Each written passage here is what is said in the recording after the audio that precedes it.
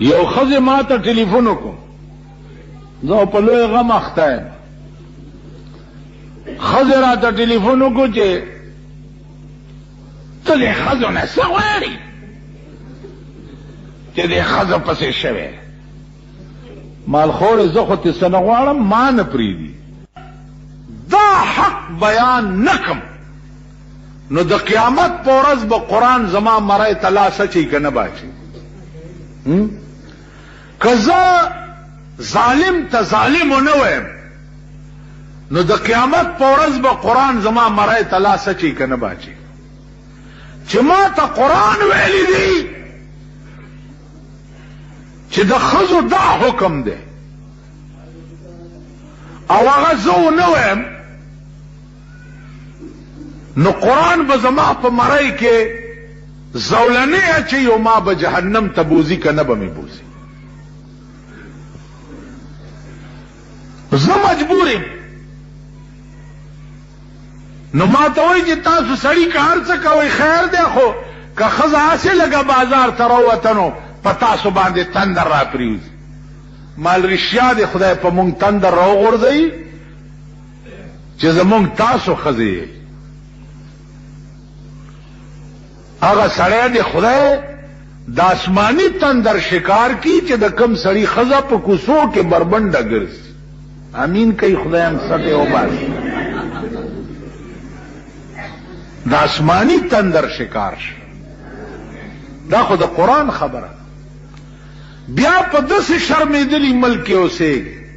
یو اډیننس یې کړی دی، قصاص او دیت، کچاچ او دیت.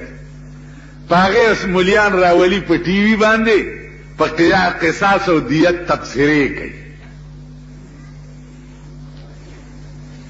ملیان په ټي وي راځي قصاص داسې دی او دیت داسې دی او کچاچ داسې دی او دیت کچاچ او دیت خوله دې د مرګ په ناره ټپه شه. کچاچ او دیت څنګه دی؟ خوله کې د دانه وخېږه، دې کې د وینا څه ضرورت دی؟ کلیر کټ آرډر دی، د قرآن حکم دی. په دې کې د ملا د تبصرې ضرورت څه دی؟ او بیا هغه تالی سټ او درباریان ملیان پې راولي چې کوم د خان د خولې نوکران. که دې ټي وي والاو کې دا ایماني نو ما دې پې راولي په دې ټي وي که نه ځه ما دې راولي پې باندې چې قصاص او دیت باندې زه ورته تبصره وکړم. دوی خو دې نږدې ما ته راشي، نږدې نه راځي. یو ځل را پسې راغلي ویل مولانا صاحب یو تقریر ما زه چې څه وایم ما به وایم، دې له مې پرېږدئ. وایي دا نه که نه مونږ به لیکلي درکړو. مال ښه د خر لیکلي به زه پړاوم په ټي وي کې، ته به لیکلي راکړې. زه چې څه وایم ما به وایم. ویل نو ته به څه وایم؟ مال زه به یې نیسم د نواز شریف نه بیا راونیسم تر یو بابو پورې، دا ټول تاریخ به بیان کړم. بیا به د دې خلکو تاریخ بیان کم چې دا په کوم ملک تاسو د اسلام نوم لئ. تاسو په دې ملک چې امریکې نه ویلي اسلام راوستی شي. لغوندې امداد یې در باندې بند کړی دی، لغوندې امداد امریکې بند کړی دی. نو دفترو کې م ریډکشن یې شروع کړی، سړي وباسئ لګیا یې د نوکرونه چې د ماما امداد بند دی. نو ته خو د پندو خرې نه پیټې اوړی شي او نه قلبه کولی شي.